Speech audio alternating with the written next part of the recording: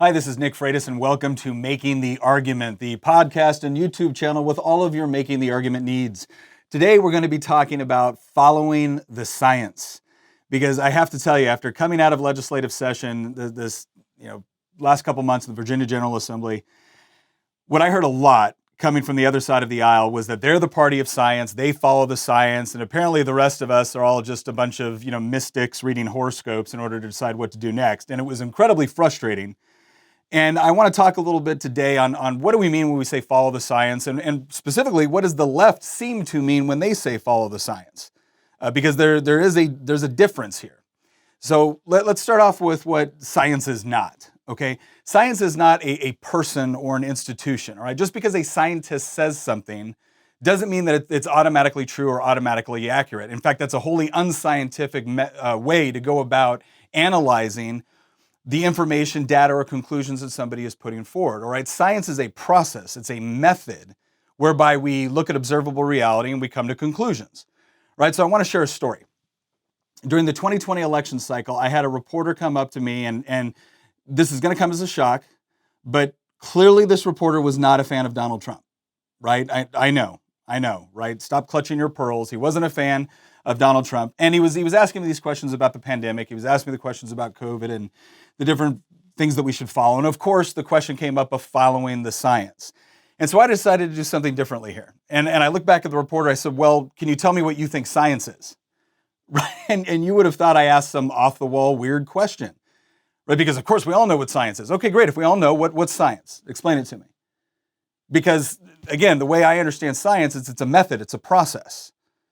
And so if you want to know what a virus is going to do, well, then you might ask a group of virologists, and they may conduct various studies and collect data and analyze, and they were probably in a good position to tell you what a virus will do. If you want to know about a pandemic, you might talk to an epidemiologist, and they can give you insight based off of their education and research on what will happen during a pandemic. All right, and that's all great. That's all important. That's necessary. We want that as part of the conversation. But that doesn't make them public policy experts. Them being able to tell you what a virus will do doesn't necessarily tell us what as a society we should do, or specifically what the government should do about it. I mean, if you want that, if you want to follow a scientific process, well, then you start bringing in logisticians, right? Because obviously if you have a virus and you're going to develop a vaccine, well, you need different people that are going to develop the vaccine. You need different people that are going to distribute the vaccine. If you want to learn how lockdowns are going to potentially affect the economy, well, then you might want to talk to an economist. You might want to talk to people to deal with mental health issues or addiction issues, because there's going to be additional problems associated with a lockdown. So if you're following the science, it's not just about finding a couple or a group of experts about a particular thing and then saying, okay, now we have all the information necessary in order to make public policy. It's about getting subject matter experts in a wide array of fields. And then it's also about looking at extensive data, not just the data points that justify your particular bias, but looking at all the data points, or as many data points as we can possibly get together in order to make a decision in a timely and relevant manner, right? And I'm looking back at him, and again, it's almost as if I'm speaking a foreign language to him on what science is. And then I went to go through and then I looked at, okay, so what happened at the beginning of this pandemic? Because I'm old enough to remember that when this was first hitting and Donald Trump was putting in things like travel bans and advising people of the potential danger of this, Nancy Pelosi, Bill de Blasio, Chuck Schumer, they were all filmed in the middle of street festivals, encouraging everyone to get out. Don't let Donald Trump ruin your fun. We're having a great time at this street festival in San Francisco or in New York City, so come on down. Were they following the science at that point? Right, but again, we conveniently leave that out, or they conveniently leave that out when they're actually talking about how we address things like the pandemic. So let's go into the pandemic science. Again, there's a number of things, and I'm just using the pandemic as one example. We're actually going to talk about some other examples here of when the left instructed us to follow the science, and sometimes it yielded horrible consequences as a result from a public policy perspective. I've already said, when this first started and Donald Trump was putting in travel bans, you saw a lot of these left-wing politicians basically telling people to ignore it. All right, so again, were they following the science at that point? But then we also had the World Health Organization.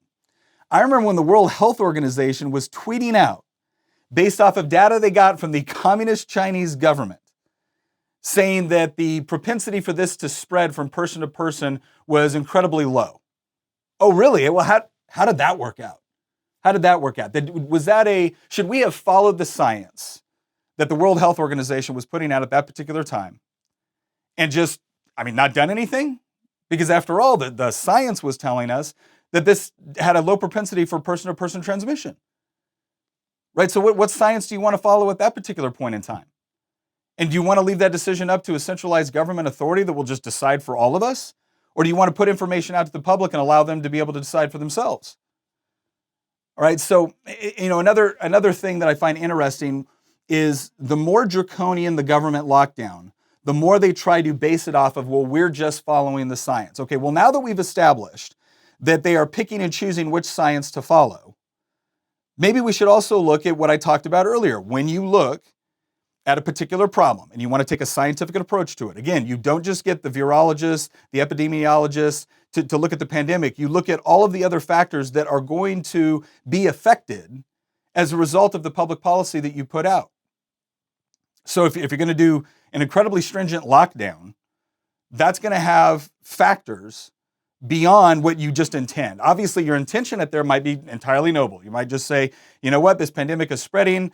The World Health Organization was wrong. We now know better, and so we're going to do some lockdowns. Okay, well, great. You're going to do lockdowns, and your idea behind that is we're going to prevent the spread by diminishing people's ability or desire to go out and mingle with other people, whether it be in economic activity or social activity or whatever else it is. Okay, what are the potential downsides of that policy? Well, we've already seen it in an increase in drug overdoses. We've seen it in an increase with respect to domestic violence. We've seen it with an increase with respect to mental health issues.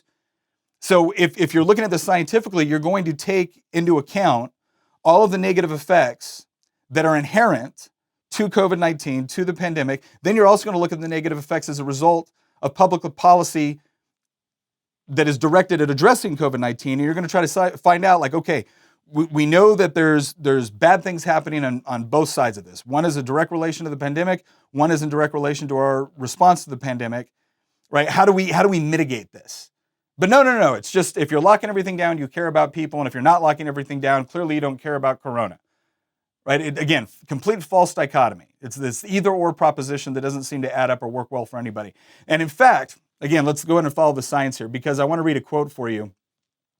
This was a Nobel Prize laureate, Michael Levitt, and he said this. He goes, "There is no doubt in my mind that when we come to look back on this, the damage done by lockdown will exceed any savings of life by a huge factor," right? Not by a little bit, by a huge factor. And we've already seen this. You even had the World Health Organization coming out later saying, look, these extreme lockdowns are not beneficial. All right, the cost-benefit analysis doesn't add up. But did that prevent different state governments or different politicians from advocating and enforcing stringent lockdowns? Nope. So were they following the science at that point? I don't know. The World Health Organization has been wrong before. It's been right before. The question is what data points were they using at that particular time? Did we have enough to say that if you engage in extreme lockdown, the benefit that you gain from that does not outweigh the costs associated with it? I would argue that we did. I would argue that adds up logically, and I would argue that it also adds up with respect to the data that we were able to collect at that point when that information was put out. But did that knock certain governors off course with respect to the lockdowns? Of course not. Of course not. They seem to really enjoy the idea of being able to tell everybody what they can and cannot do, what businesses can stay open and what businesses can't stay open. And we're going to talk about some of the motivation behind that, because I don't think it's exclusively motivated by either combating COVID-19 or by following the science. I think in some cases we've got a good argument to make that they are selectively using science when it suits their purpose to achieve objectives that they already wanted in the first place. All right, but let's move on to some other examples. All right, because this isn't the first time that the left or the progressive movement have told us that they're just following the science, and because they followed the science and because they're the party of science, therefore the government should respond in the ways that they think are appropriate. So I'm gonna read off some things from the early 20th century, right? And we don't even got to go back that far, but these are some of the most egregious cases that I think people should be aware of whenever you hear someone just arrogantly telling you they're following the science, all right? All right, so I'm gonna read this off for you. Harvard professor Robert DeCourcy Ward, all right, 1867 to 1931, is credited with holding the first chair of climatology in the United States. He was a consummate member of the academic establishment. He was the editor of the American Meteorological Journal, president of the Association of American Geographers, and a member of both the American Academy of Arts and Sciences and the Royal Meteorological Society of London. All right, so, I mean, look, he's got the credentials, right? Harvard professor. I want to read for you some things he used to say because he was also an avowed eugenicist that was very concerned, right? And for anybody on the left that might want to cut up this podcast and try to make it look like I'm saying this, let me just make this very obvious. I am quoting what this champion of progressivism and science at the time had to say because he was really worried about the mixing of American Anglo-Saxon blood. So here we go. Ready? Ward explained that the United States had a remarkably favorable opportunity for practicing eugenic principles. So along with everything else he was doing within science, he was really applying, his version of science to the whole process of eugenics. But it goes on.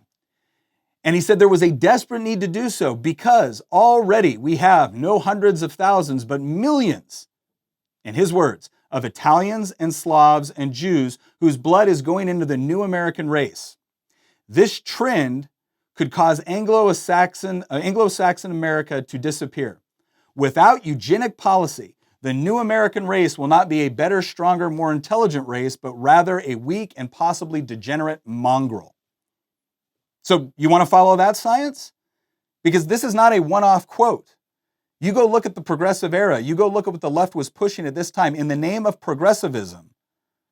And you go look at the policies that were actually instituted as a result of politicians following this kind of science. Whether it was economic policy, whether it was social policy, educational policy. You go look at the tens of thousands of people that were forced into forced sterilization by their government because progressive scientists like this one said that it was necessary in order to protect the American gene pool. Yeah, that's your science being followed right there. Right? And I struggle to say that because this isn't following science. This is following a particular scientific trend by a group of scientists. Now, they were prominent and they were well respected. They had all the nice little titles. They had all the little letters by their name that they needed in order to be taken seriously within scientific communities. But were they right? No. Not only were they right, that's racist and immoral. But if you're just going to say following the science is the criteria, and if following the science means nothing more than taking what prominent scientists happened to be saying at the time and adding it up with how well it coincided with what progressives wanted to do in the first place, all of a sudden, if you're disagreeing with this, now you're a science denier. All right, let's look at some others. In 1931, there was a book published called 100 Authors Against Einstein, which featured scientists declaring that Einstein's theory of relativity was wrong. Right now, if that sounds a little bit like people quoting to you, 98% of scientists agree, again, it's somewhat similar, right? Well, 100 scientists are all saying that he's wrong. Einstein responded by saying, I love this quote, when Einstein was confronted with this, he said, why 100? If I were wrong, one would have been enough, right? Because that's how science works, and Einstein actually understood it.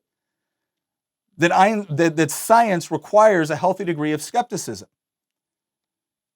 Right? What about some other examples? How about when the US government dietary guidelines encourage people to eat more carbs and less fats? You remember the little food pyramid we all saw in elementary school? Yeah, it turns out they've had to come back later and say, yeah, no, that's kind of garbage. Right? There's some aspects of truth to it, but there's a lot of other things that are problematic about that particular food pyramid. Well, wasn't it just following the science? Yeah, some scientists completely agreed with it. There were certainly people within the agricultural industry that liked certain aspects of that food pyramid better than other parts. And since some of this science was being funded by government dollars, well, I guess you got the conclusion that the politicians wanted. And they were foisting that upon people. And we were all just supposed to believe it because after all, the FDA was putting this out. Department of Agriculture was putting this out. And they were just following the science. All right, let's look at another one. Because what do you really mean when you're following the science? So Neil deGrasse Tyson, I think, was actually pretty honest about what he wanted. He came up, and I'm going to read this off. It was he suggested something called a rationalia style of government where all policies would be based on the weight of evidence. Right now, that sounds pretty reasonable. Right now, his version of this is that whenever you have a particular question, You're just going to throw a bunch of scientists at it, and whatever conclusion they come up to, that's what you're going to base your policy on. Now, let me be clear. Basing public policy off of scientific findings is not in and of itself a bad thing, provided that you've taken into account diverse opinions, perspectives, and diverse data and subject matter expertise so that you can actually have a comprehensive view of how that policy is going to work in reality, not just what the stated intentions are, not just what the desire of the scientist is, but what we know about human history and everything else. How is it actually going to work, and is it going to achieve those results? And Neil deGrasse Tyson seemed to think that, well, gosh, as long as you put scientists in charge of it, then of course it will. All right. Now, there was an article in Popular Science that responded to this, and I want to read this off for you because I think this is important. Here's what the article said: scientists study what they want, and they study what they can get paid to study. So the work of science is not free from the pressures of money, nor interaction with the business world, and I would argue also with the political world. In a hypothetical world where a single person, let's call him Neil, decided policy based on precisely measuring the weight of evidence, how that person's selected evidence would matter a great deal and would likely come down to values. Oh my gosh, look at that. So you're telling me that simply because someone has scientist in their title, simply because scientist appears on their business card, that they're also subjected to values, to biases, which inform the way that they look at data? Well, of course they are. Now, does a good scientist try to go through a proper method of assuring that they're guarding against bias confirmation? Absolutely. But you want to know one of the ways they do that? They open up their data and their findings to other scientists, and not just other scientists, but other people that are clearly capable of using scientific methodology, rationale, the laws of logic, in order to analyze it to determine whether or not they came to the correct conclusion, and then to also determine whether or not the conclusions they came to can effectively inform policy in a way that will achieve desired results. But the idea that the moment you have scientist in the title, you're no longer affected by, let's say a huge government grant to your school that wants you to study something, and as you're conducting these studies, that the politicians that are allocating these funds have pretty much already come up to the conclusion of what it is that they want. You don't think that affects your findings?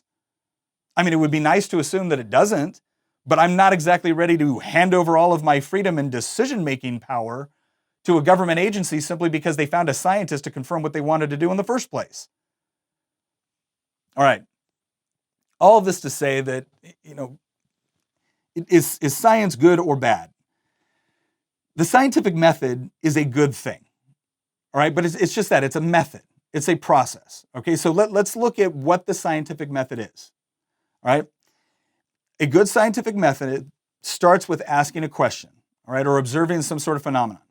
Then you conduct background research on it, right? So you study the phenomenon, or you study different articles with respect to the question that you're trying to answer. Then you form a hypothesis. All right, I think that this is a certain way, and I think if we do this or we don't do this, then such and such a thing will happen, right? You form a hypothesis.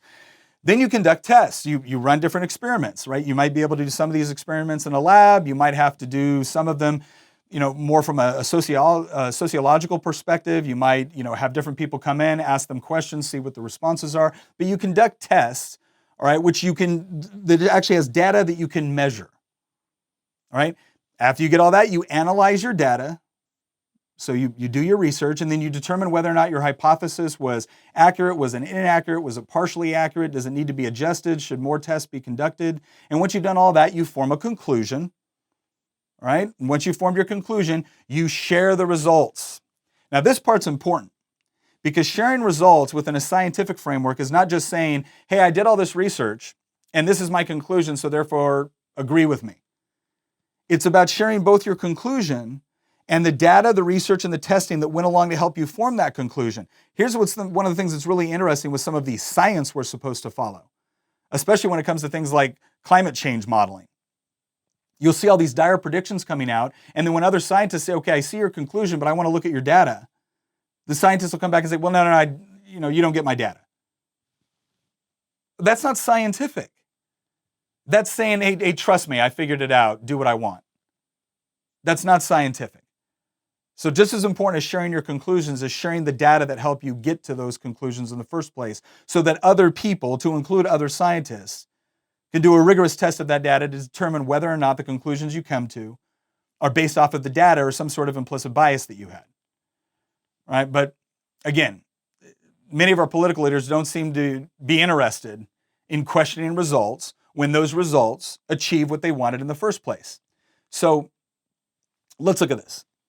Because here's what I think is specifically interesting in our current climate. If you really want to follow the science and you really want to believe in science and you really want the process to be open and accurate and yield to results, which we can then all use to make better decisions, the best way to do that is to foster an environment of freedom of inquiry. That's it. You gotta have an environment where scientists are not scared or afraid to share results that might run against politically convenient narratives. But if you're not willing to do that, well, then you don't really love science and you don't really love the scientific method. You just like using the word science in order to buttress your argument.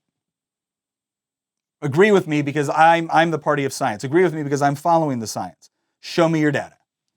The most scientific thing you can do in that point is say, show me the data.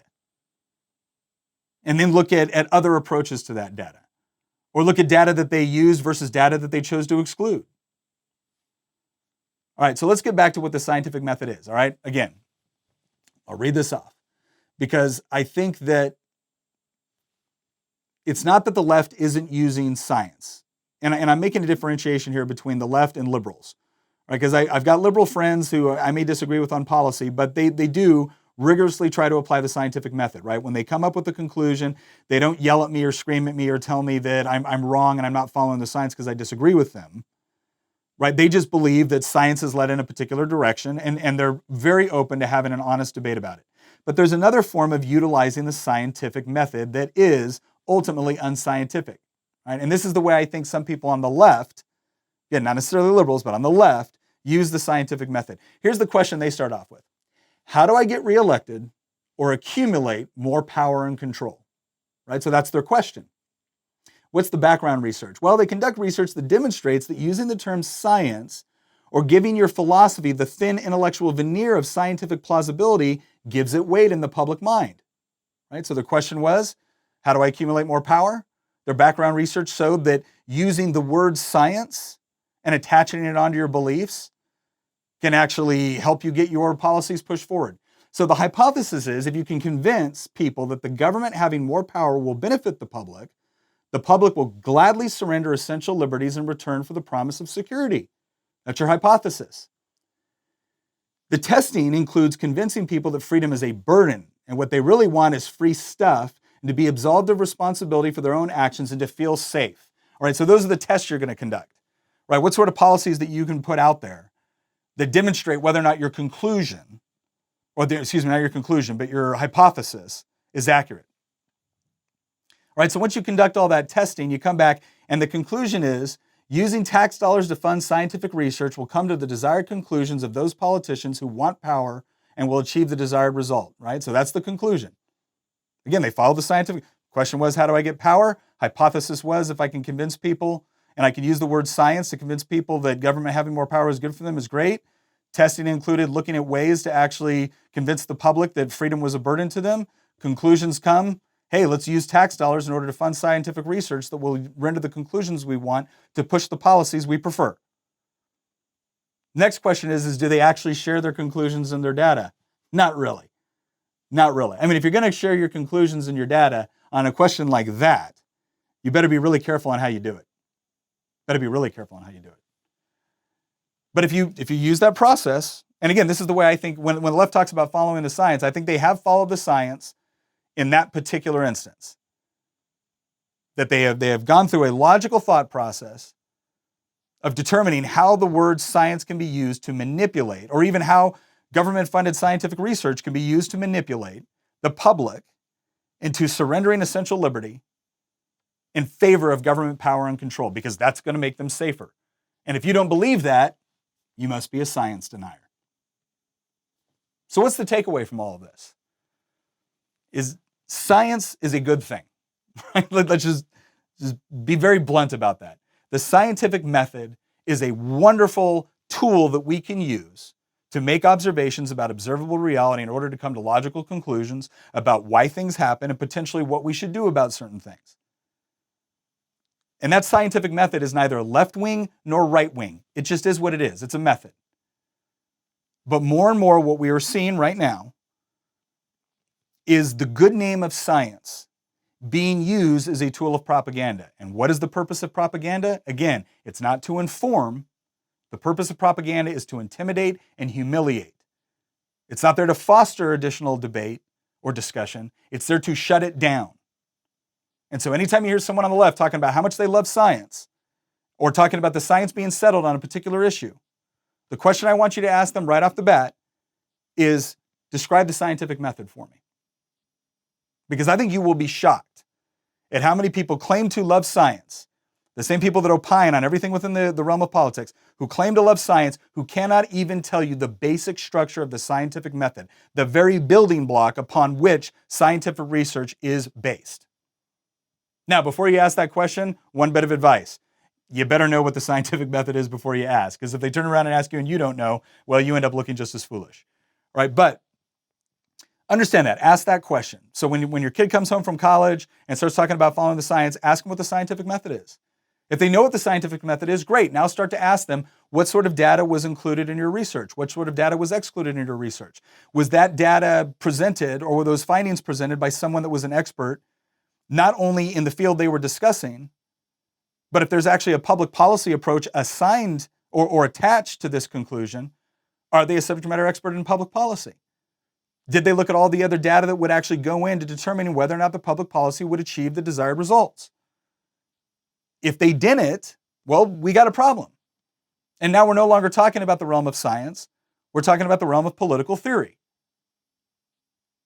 So, just a couple guidelines. Hopefully you find this helpful when you're discussing the whole topic of science. But one thing I don't want to see conservatives do is losing faith in the method. Right? If you've lost faith in the media's ability to report about science, I'm right there with you. If you're skeptical of politicians that come forward and attempt to use science as a bludgeon to get you to do what they want you to do without accepting any sort of skepticism about either their plans or the data that they're using, then yes, continue in that skepticism. That is a healthy, scientific way to go about it. But ultimately, science is not the enemy. And the biggest thing that we need to take away, the biggest thing that we need to remember about all of this, is that anybody that attempts to use science as a way to accumulate massive amounts of government power so they can force you to do what they want is ultimately creating an environment where science cannot flourish. Because as I said earlier, science is built upon the idea of sound methodology and freedom of inquiry. All right. I want to thank you for joining us on Making the Argument. Again, we've just been really excited about all the people that have tuned in on the podcast, that have watched on the YouTube channel. If you like this, share it with a friend, right? Share it with a friend, share it on social media.